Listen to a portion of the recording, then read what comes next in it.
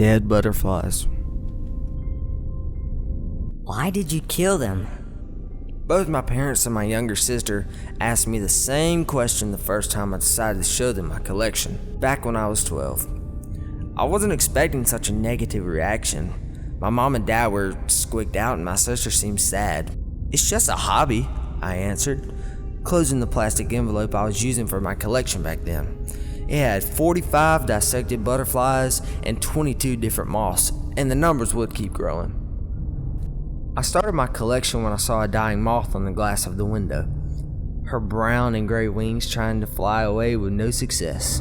She wasn't a colorful moth, but she was still beautiful, and I thought it was a waste to leave her here for the other bugs to eat.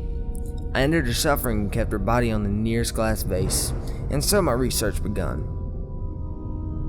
I learned how to dissect them, how to frame them in glass, how to distinguish one species from the other: orange, red, blue, black, purple, yellow, white.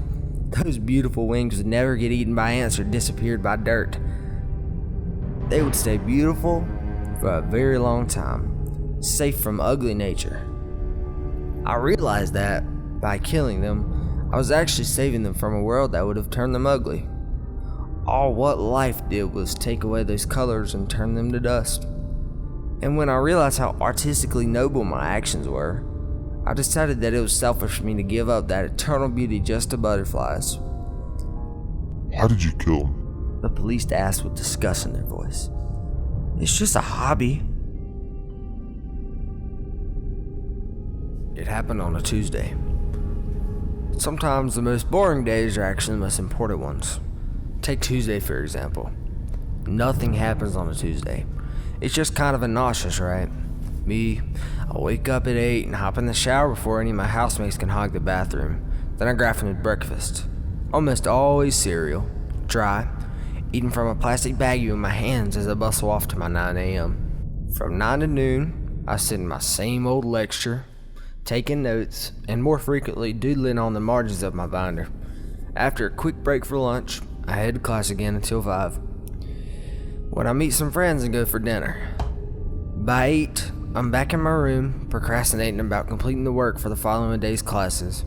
Pretty generic, nothing special.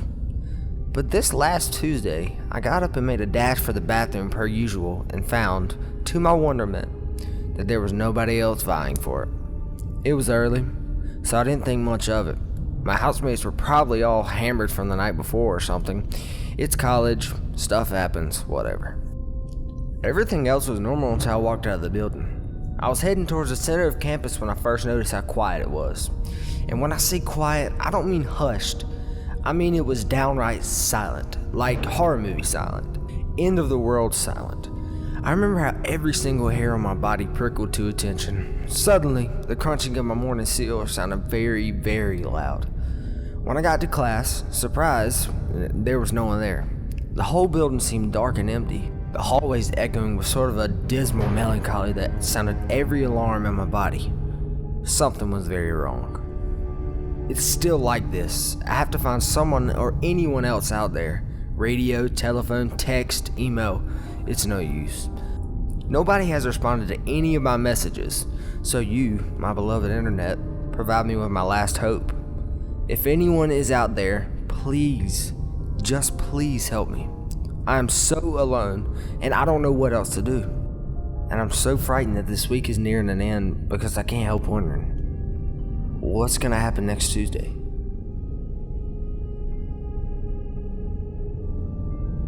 Keeping up with the Joneses. Sadie's parents were fighting again. This is just so typical of you.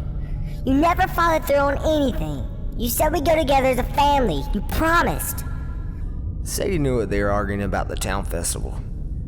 If they didn't go soon, they'd miss it.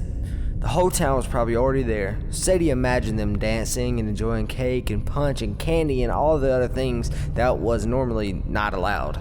It was so unfair. Her father said something Sadie couldn't hear. His voice was low and calm, which meant he was very, very angry. I won't let you, her mom screamed, and then, Sadie, hide! There was a loud crash. Sadie heard her father moving from room to room, calling her name. She squeezed herself behind the dresser. Her father wasn't always scary. Just a few nights ago, they'd sat together in the yard, looking up at the sky. He'd shown her the constellations and explained how the position of the planets and stars determined the date of the town festival. Behind the dresser, Sadie began to cry. It seemed like hours passed. Then she heard a scuffle down the hallway and the front of the door slamming shut. In the silence that followed, Sadie crawled out of her hiding space and peeked out the window. The festival was over. She'd missed everything. They had definitely been dancing. Sadie could tell because everyone was tired out, sleeping face down right on the ground. She could see paper cups scattered everywhere, some of them half full of a purple-colored drink. Sadie's mom came into the room and sat on the bed. It's safe now, baby. He's gone. But we missed the festival. Her mom nodded. I know, baby, but don't be sad. We still have to get punch. She handed Sadie a paper cup filled with the purple liquid. So sweet, it tasted just like heaven.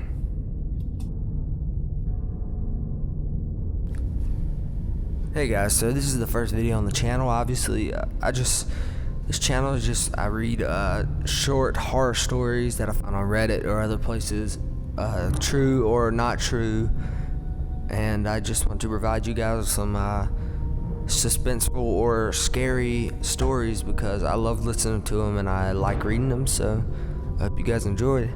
If you like this, then hit the subscribe button and help me out, and hit the like button. I'll definitely keep more coming. Alright, have a good one.